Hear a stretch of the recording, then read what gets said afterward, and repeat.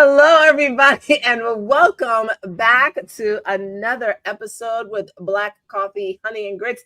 In case you don't know who we are, a couple of things. One, go ahead and follow us, like, subscribe, share on YouTube. Go ahead and follow us on Instagram and any of the other social media platforms that you're looking at us on. But let's break it down for you, ladies. We are the Black Coffee. Our lips drip with honey, and sometimes you got grits, but we always have sass, class, and all that ass. And so I would love for the ladies to introduce themselves, Carmel, and then Dr. Jamesia. I am Coach Carmel. I think I'm going to go, but I like the sound of that. So I am Coach Carmel. I am your health and wellness, fitness, and nutrition coach.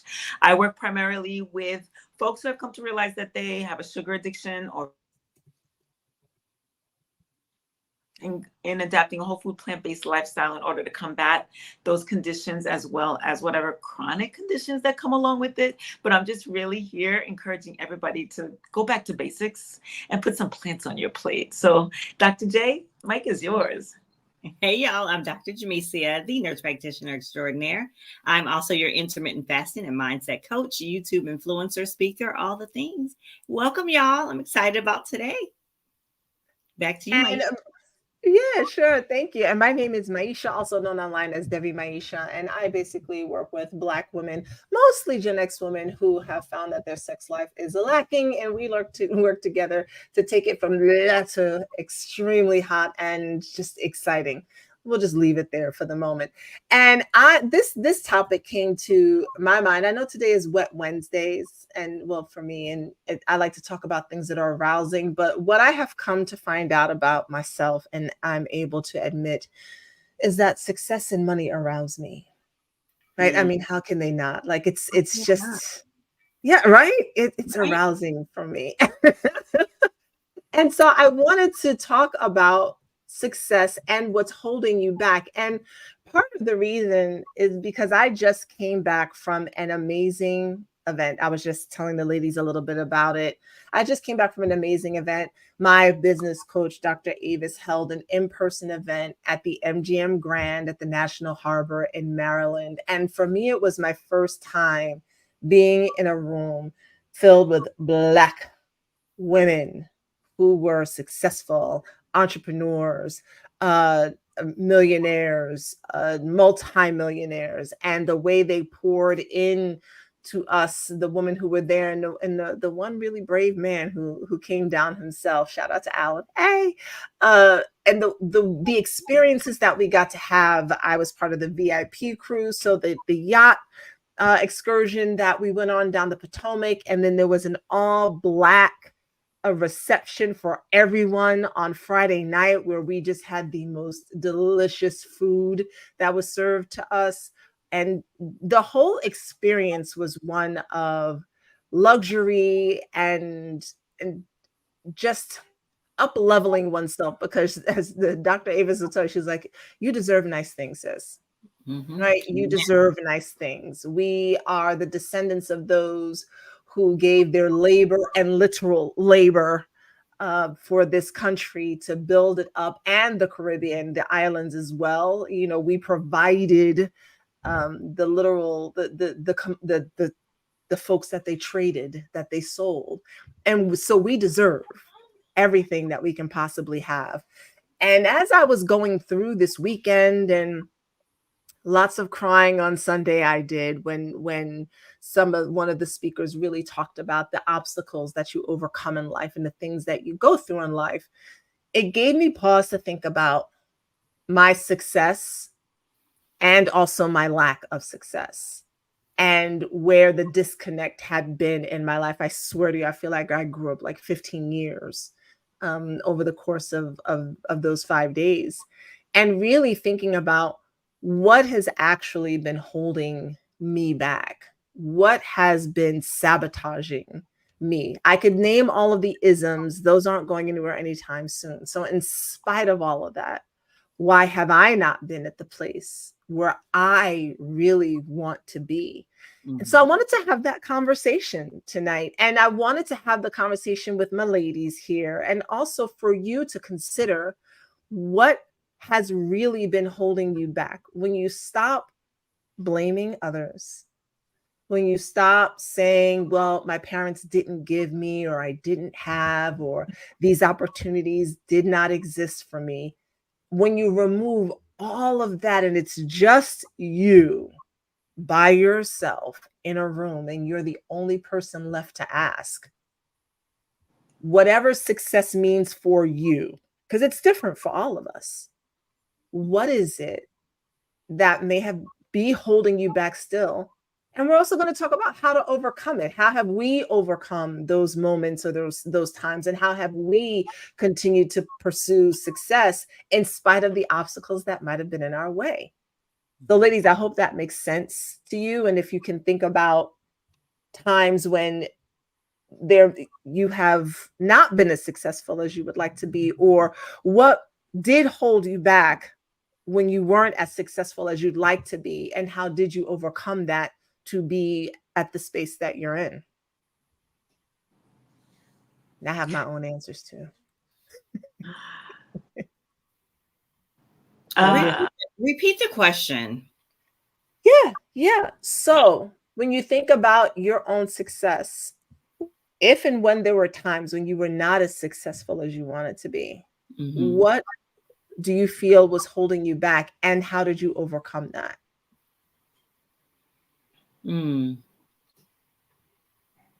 I can say for me, there's been several times. First of all, I feel like I am successful. I feel like I'm very successful. I feel like I'm where I want to be. However, it's never enough for me. I always want to up level and go to the next level. But what gets me are a couple things. Number one is it's me thinking about everything that may happen if I stop one thing and do this other thing. So it's the energy where I put things. So it's me saying, okay, do I want to put this energy here? And if I put this energy here, what will happen to other things that are on the table? So that's one obstacle, myself and my thought about what's going on. The other thing sometimes is what other people feed into me or tell me about me that I begin to believe. Or, some people think that I do too many things. I do too much. And sometimes maybe I do, but I'm the type of person that when I'm not giving it energy to my life, it's like I kind of just go downhill. Like everything kind of falls off because I'm not doing that thing that I love to do, which is seeking a higher plane, a higher ground. So more than anything, it's me and what I allow my thoughts to be about me. So if I don't stay in that positive light, I can kind of go down a rabbit hole and be an obstacle to myself. So. And so what do you do in those moments, and particularly when it's other people who are saying things? How do you block out that noise so that you continue on your path? Sometimes I have to meditate and say, is this true? Is what they're saying true? If it's not true, keep pushing.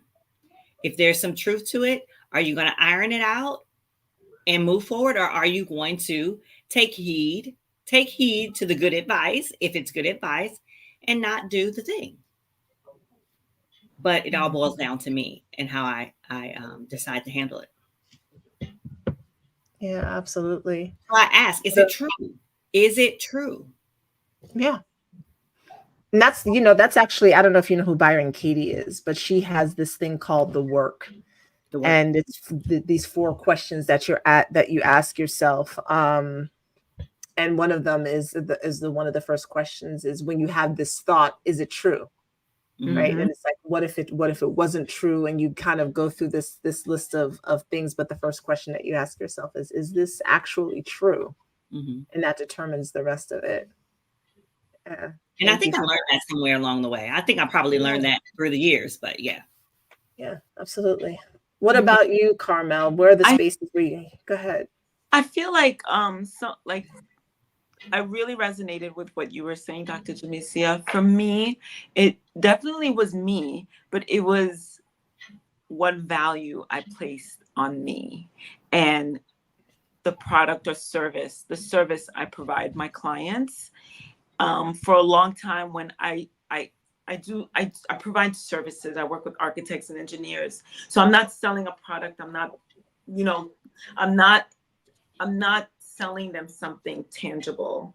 In a way, yes, but I'm selling a service. And for a long time, my partner and I would have these discussions about how much are we going to charge for XYZ. And she would come up with a number, and I'm like, we cannot charge that much. Like, I'm thinking, that's extortion. And she's just like, for sometimes we butted heads on that.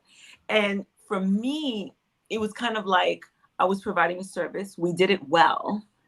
And when we did go higher than what I felt comfortable with, people paid. And for a long time, I would think, how are people paying this when it's so easy for me to do? Not understanding and realizing it's easy for me, right? But they cannot do it. They have someplace else they need to be. And the value of what I'm providing, they'd probably pay double or triple. But I couldn't see it. I couldn't see the value in what I provided. I couldn't see the value in myself. I couldn't even see the value in what it was that I can do. And that held me back for a long time. And if I can tell I've been in business since 2010. If I can go back 14 years and tell myself that back then, I think my business would have been on a completely different level. And then when I started realizing and understanding my value, the pandemic hit and really affected my business. But even now that I understand everything that I do in business has shifted and changed. So now I'm trying to play catch up with what I know I'm worth. And so now, even like what I've become passionate about is my fitness and nutrition. So now my heart isn't even where I know that I can excel, because I know it so well and I do provide a good service. My heart isn't even there anymore. I'm over here. So now I'm learning about how to value myself in this space. So Maisha, you briefly spoke about where you were this weekend and how empowering it was. And I was in a space where I was introduced as the head or the lead of the health and wellness team. And people saw me as that. So people came and talked to me as the authority. Whereas I would never walk into the room and say, hey, everybody, I'm here. And right. I would never walk into a room and say that. But then somebody else edifying me in that degree help me walk in the room and say, hey, everybody, I am here. And sometimes it takes for us to see our own value and not necessarily for somebody else to tell us. It's like you have to feel it and project that. But sometimes we need that outside reinforcement in order to kind of give us that boost or that jump start for me to say, yes, I'm that bad bitch. So No, I get that, Carmel. It makes you walk a little taller, puff your chest out a little bit. And it's like, I already knew this about me, but thank God somebody else, saw it. Yeah, absolutely. And I love what both of you are saying. And I mean, probably Dr. Jamesia, like came into the world with some type of little chip in the back of her mind that said, no matter what I'm going through, I'm worth it. Like, no, go ahead. No, I would agree with that. I would. And it's funny that we're having this conversation today because Carmel and I talked about the abundant mindset on Monday. Yes. And there's power in that. There's power in believing that, hey, this is it. I am her and she is me, baby. Yes. Yes, absolutely. Hold on. Who's this? Hey, Nicole. Seeing all these younger women in their BBL bodies affects my self-worth at 51. How do I compete? Before I You get don't. into it, let's help Nicole out. You don't. We're not competing. Nope. We're not doing that. Mm-mm. That's At first and all. foremost, point blank simple. We're not. We're Mhm. not. And if we feel the need to compete, for what? What for who? What do we feel like we're in competition for? What's the end? What's the purpose? What's at the finish line if we're competing? And Nicole, these men want real women with real They do. bodies, Yeah. and just wait for him. But of Mhm. course, be out there mingling and talking to people and smiling. But in the end, oh my gosh, it's going to be a shit show when they get to, yeah, when they get to 70, 60, 70, it's Mhm. going to be a shit show. Mhm. It Yeah. really is. I don't think people Mhm. realize it's Yeah. short-term gain for long-term suffering. Mhm. Yeah, Nicole, I'm with the ladies. The question is, yeah, what competing with whom and for what? Because generally, if we're doing those things to our bodies, it's most likely because we're trying to compete for a man, and that's men are a beautiful prize, but they're not the prize, We're Right. the prize. and we are the prize. And altering our bodies in such a way for men who never asked for it, they never asked for it. Mm-mm. We've been convinced that they've asked for it, and certainly no grown man is interested in that. No grown up man desires that. You, Oh and, wow. and honestly, we're the archetype. We are the ones who first of all, we're competing with our damn selves. It's like, okay, we got the booties, we got the breasts, we got the bodies, and then they wanted the booties, the breasts, and the bodies and the lips. Right. And now all of a sudden we got to get more booties, breast, body, and lips because we were the original with the booty, body, the lips, all that. So we're just overdoing it. And the BBLs, hey, if you have one, more power to you. But just know you don't. Men are not looking for you to have that. Now that's a world that we look at on social media and rappers and millionaires and all this and all that. That's not real. That's not real life. But if you want to enhance your body, it's okay too. Just be safe. That's all. And And let know it be for and know you. who and what you're doing it for. Yeah, Yeah. let it be for you. Yeah. Yeah. Happy for you. Pam, so happy to see you here. Thank you so much. I needed this chat today. I'm a retired nurse that just sent my resume 15 minutes ago and found you three affirming what I'm thinking today. All So right. happy to have you here, Pam. Yeah, we got a good crew today.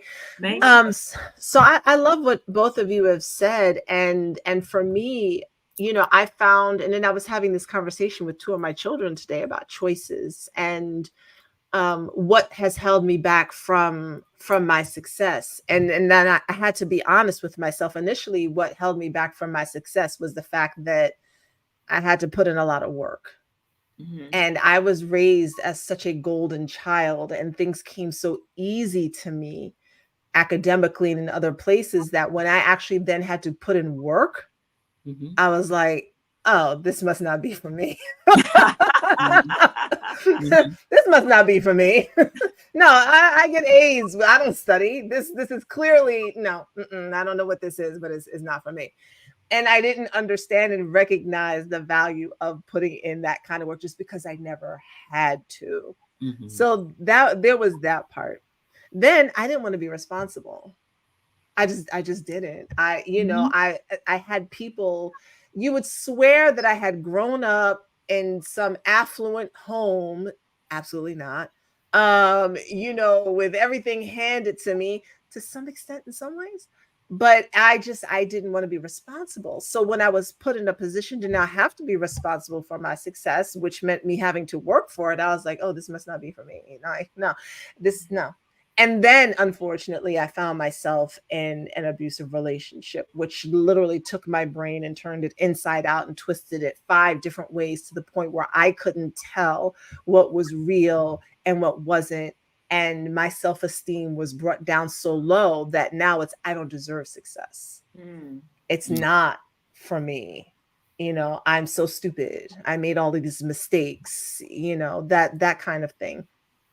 So I had to spend years excavating myself from first working backwards from the toxicity of the marriage, then this idea of being responsible, then having to put in hard work, and then after that was the fear that people probably generally face when it comes to being successful, right? Because the average person faces fear when they're looking for greater success, and when they're looking for greater success in a relationship, in a job, in a career, whatever. I hadn't even gotten to that point yet because I was busy dealing with the other things. So then it was the fear. What if I fail? Then it was reframing failure, and what did that look like? What does that mean for me? And it has been such a journey to getting to the space of understanding who I am, what I want, this idea of who I thought I was. Also, the idea of, well, if I'm successful, does it mean I'm still Black? Like, am I leaving my people in the hood behind if I have all of this over here and they don't have anything because I got to be in the trenches with them? There were all of these things that I was taught around what it meant to be successful, especially monetarily, especially with wealth, and a lot of stories around what money was, and greed, and selfishness, that even if I was working towards it, I would stop myself. Working towards it, I would stop myself because it wasn't safe to have all of that. Right. So these are the things that I've had to work through in order to get to the space where I am now. And I'll tell a little bit about how I overcame it in a second. Hey, Raider Steeler fan. The main thing that can stop me is words. Words can be powerful, that can convert into belief systems that I didn't ask for. Absolutely. And I've experienced that myself. So the part of this, the reason this conversation came about is because my children were asking me, well, what did I do to change all of this? And that, much of this for me started in 2015. I'm already in my mid 40s when I'm really understanding this and coming out. My divorce was now final. I'm coming out of the haze of this relationship. And it was a combination of things. For me, it was the fear that was trapped inside of my body, working through that. For me, it was at the same time working on beliefs that I had. And literally to this day, I told them I listen to things overnight. I listen to subliminal messaging every single night, as often as I can when I fall asleep, because my default system will have me collapse. And so I have to be vigilant with that. It's almost like an alcoholic. Consistency. Yeah. It's like, but there's a like, so when you have an addiction, there's a default that you're going against, right? And it's easy to go into the default. You have to make a choice every single day. Every single day, I have to make a choice not to fall back into that way of thinking, because it is the easiest thing in the world for me to do. Right. But so this is the work that I now put in on a daily basis. And I was telling them at first, I said, it's like working out. Like, you go to the gym one day. It's like you go to the gym one day, you go, I worked out today. Body is good. And I was that person. Like, all right, I did a manifestation thing, whatever, and go. And it was like, no, you have to do this every single day. And I think that's where people get caught up, right? It's kind of like we're told to set goals, and goals, oh my goodness, goals and planning and moving towards something is extremely beneficial and quite crucial. However, what happens when you reach that goal, right? What happens when, are you like, oh, okay, I'm done with life? No. And I always try to set myself up for another goal, whatever it is, whether it's fitness, whether it's something in nutrition, whether it's something my business. It's kind of like, now that I reached there, and no matter what I had to go through to ignite the belief in me that I can even get there, like, I've set that down, I've laid that down, and I'm that strong. Let's see if I can make myself a little bit stronger, right? You don't reach your goals and say, all right, like, I can lie down and just don't do anything for the rest of my life. It does take work. It takes intention. And sometimes it's harder than we would like it to be. But the reward is so amazing when we can just like build ourselves up in that way, create that muscle, know that we have this perseverance.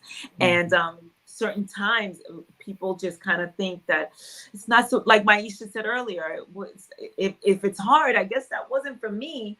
And and there's so many things in life that we feel like, well, I work hard at this and this and this, I'm not going to add something else to it, when that might be the thing that we actually need. There's a fine line between when we get to rest and when we still have to power through. And it's for us to even know and recognize and realize when I have to take a deep breath and step back a little bit. That's right. Yes, nurse practitioner extraordinaire. Just like that movie, The Pursuit of Happiness. That's right. When he would not give up on it. And see, I was for sure a giver upper. I'll start it, and if it started to get too hard, best believe I would be like, why? Literally like a toddler. Why is this so hard? I don't understand. I don't know how to do this. I don't know how to do it. I'm not doing it anymore. It's just, and then I would be mad. Because why is my life this way? I just wish somebody would come along and give me the answers. And it's like, the answers are in the mirror. For sure. Yeah. And I just did not want to look at that. So overcoming these, and I have learned to see sabotage as the things that we do to keep ourselves safe. It's what we're used to. It's what keeps us in our homeostasis. It became easier for me to live in the pain that I could manage versus take the risk of being disappointed and being in a space that I didn't know. I knew how far I could fall down when I was already on the ground. But to risk going higher and then to crash, it literally felt like it would have actually killed me. Like I would not have survived something like that. And I might not have, honestly, if this were 15 years ago. But what I also see, and what I was telling my children today, and Carmel alluded to it, is the very thing, some of the things that we most avoid, that's really the tunnel that we have to crawl through. That's really where that the journey takes us to the other side, where yes, life is still challenging. I don't know where I got the lie or the idea that life was supposed to be fair or was supposed to be easy or was supposed to be set up a certain way. I received that message. I don't know how or why, but you said it, golden child. They right. Yeah. And yeah, parents, don't do that to your children. But it's really in working through some of those darkest fears when you get to the other side that build that muscle that lets you know, oh, I can do this. And so that baseline of sabotage, which was here, I found them was here, and then here, and then here, right? So it begins to shift. And for me, like I definitely have the goals. And I've also learned to focus more on my journey. That way, if for some reason that particular goal is not achieved, while I may have thought that was the goal, maybe my ego thought that was the goal, but the journey and who I've become to get what I thought I wanted has now actually led me to someplace even greater. I love that. That's so I've beautiful. learned to stay open to that. Yes. Go ahead. No, I just love that because it's so true. Yeah.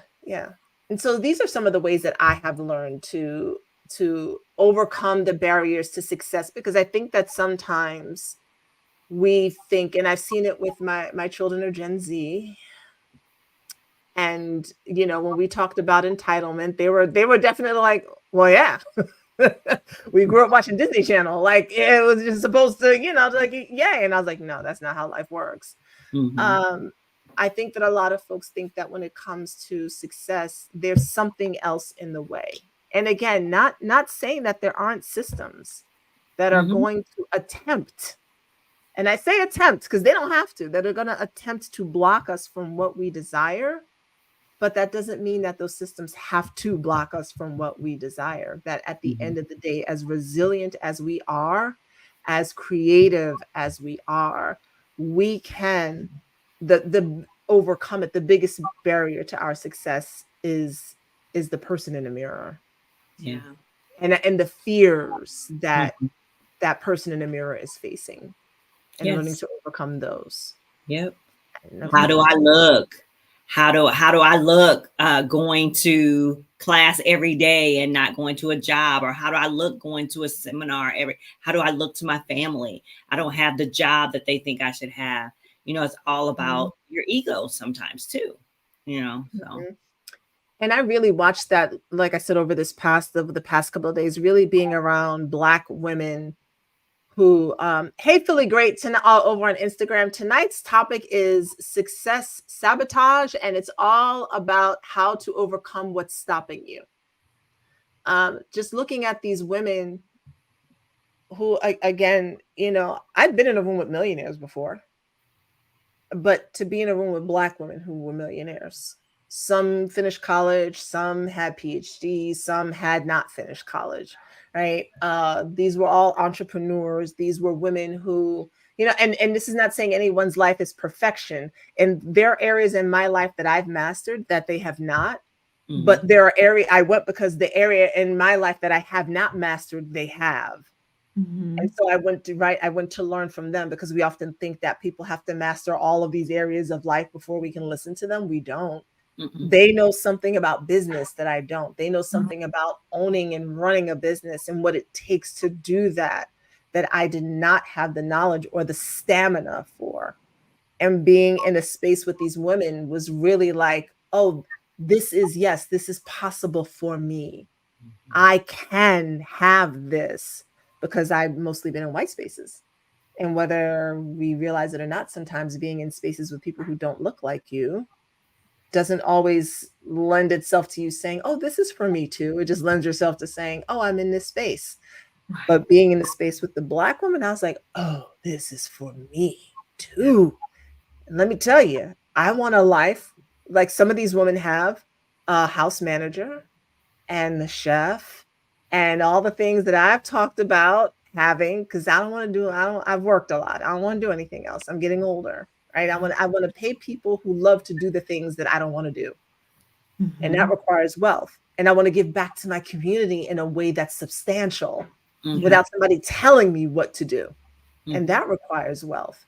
And that Mhm. it is very okay for me as a Black woman to have extraordinary amounts of wealth. And in fact, I'm owed and do that and deserve it on every level of my existence. But it That's was being in rooms with those women that really helped to solidify that for Mhm. me. I did have a moment of like, how come I didn't know this earlier? Because I wasn't ready. Mhm. that's And that's right. what it is, right? You ready? That's Yep. so I wasn't right. What's ready. that sound? And Maisha, it's kind of like every so often we need these types of communities. We need this type of gathering to reinforce and re-solidify, right? Because it doesn't always stick. We are in a space for a concentrated amount of time, receiving so much value from so many other people, and then they say goodbye, enjoy the rest of your life, and then you find yourself in negativity and shame and lack and questioning yourself and vulnerability. And every once in a while we just got to get back into that atmosphere, Mhm. back into that group, back into that community to recharge ourselves and try it again. So that part is important as well. And and to that point, I have been in a variety of communities before. I've been there and been on the outskirts of them, and but I did not. I was in the communities, but I didn't necessarily understand the value Mm. of the communities. And now I understand the value of the communities. When I was in Mocha Moms, when my kids were little, it was just I was in Mocha Moms. I was with these other moms, but I didn't understand at the time that being in community with other Black stay-at-home mothers helped me to reinforce the idea that it was okay for me to be a Black stay-at-home mom. I Mhm. was just like, I'm just with these women. Being in this community that I'm in with the largely mostly women and few men who are looking to build businesses reinforces these ideas that I've learned here and that I will continue to take with me while I'm on this journey. And Mhm. I think that that's one of the things that even we as Black Coffee, Honey, and Grits have that we are looking to work on together is creating community, because when you're in community with like-minded individuals, it makes life a little bit easier. Mhm. Right, to be in. And so to that end, we want to welcome you into our Facebook community, which if you go to our website, blackcoffeehoneyandgrits.com, you can join our community for just $7 a month, where you can commune with other women and the brave men who are in there, and get us as your teachers and guides, where we each come in once a week and we teach on a topic that is near and dear to us. You also get to know about events that we're going to have in advance, and other specials and savory things that we'll have for our community, which we affectionately call the honey dips. And Philly Great on Instagram says, so do you feel it's an individual's responsibility to bring the new and unknown wisdom to the community we know will judge and slander? I think I'm understanding a question. So do you feel is it an individual's responsibility to bring the new and unknown wisdom to the community that we know will judge and slander them?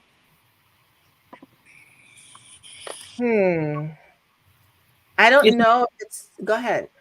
I, I don't know if I'm going to answer this correctly or not. My understanding is, if you have something that you know is for you and is going to work, should you bring it to people who don't believe in it?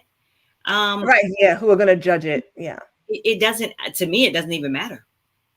It doesn't even matter who judges it or not. It does not matter. If you're sound in what you're doing, if you know what you're doing is for you, then move forward, because there's going to always be naysayers. Always, no matter what. Of course, if you got to balance that out too, though, because you're going to need some motivation too. But bring it to anybody, any and everybody. That's what I say. Yeah, I agree with that. Is it the individual's responsibility? I don't know. That's if an individual feels it is. I feel it's my responsibility to bring something new and unknown to Black women. And I have been judged, and I've had some naysayers, but I'm going to continue to bring what I know to Black women, because I feel that strongly about it, whether I'm judged or not. I know Carmel is bringing something to, wisdom to community that she'll be judged for, right? Dr. Jamesia, we each are on some level, but when you feel called to do something, you're gonna walk that path, even if only one person hears you. So real quickly, I do have to run, but real quickly, I love that question, because over the weekend, as one of our opening activities, we were all asked to write down or voice what our intention was for being there that weekend. And my intention was not only to receive value, but to give value. And yes, for me to speak into anybody else that might be able to resonate with the information that I'm giving, I feel like it's my responsibility. If I find myself in a community, it's my responsibility to share my truth, whatever that may be. So just adding to that conversation with that piece there. Love it. And yes, as we were getting ready to wrap up, I just wanted to answer Philly Great's question. But we want to thank you all for joining us for another episode of Black Coffee, Honey, and Grits. Please go ahead, YouTube, like, subscribe, and share. That is where you will find the replays of all of our live streams that are up there. Ladies, did you have anything that you wanted to say in closing before we head on out tonight? No, I enjoyed the conversation. It was a great conversation. And I think it's one that we need to have more often. It's not something we should just talk about once. This comes up all the time in people's lives. And if you're not here tonight for this conversation live, then I'm sure we'll have it again eventually. But just check out the replay, check out our website, come join our Facebook group for $7 a month. See all of the stuff that we have going on. So that's it. I think we should always encourage each other. Absolutely. And we will go ahead. I would like to encourage everybody to read, to take another look at their definition of success. And just like what I just loved what Maisha had said, like we think that reaching that goal will make us successful, but what about the journey and the beautiful things that we experience on that journey that might even lead us down a different path? So One of my favorite songs is Miley Cyrus's The Climb. And that's because that's exactly what that song encompasses is the climb. It's not the end. It's the constant climb. So y'all go check out Miley Cyrus, The Climb. We will be back here Friday at 11:30 for another episode of Black Coffee, Honey, and Grits. Thank you all so much for joining us, and we'll see the rest of you in our Facebook group. Have a good night, all. Bye. Good night, y'all.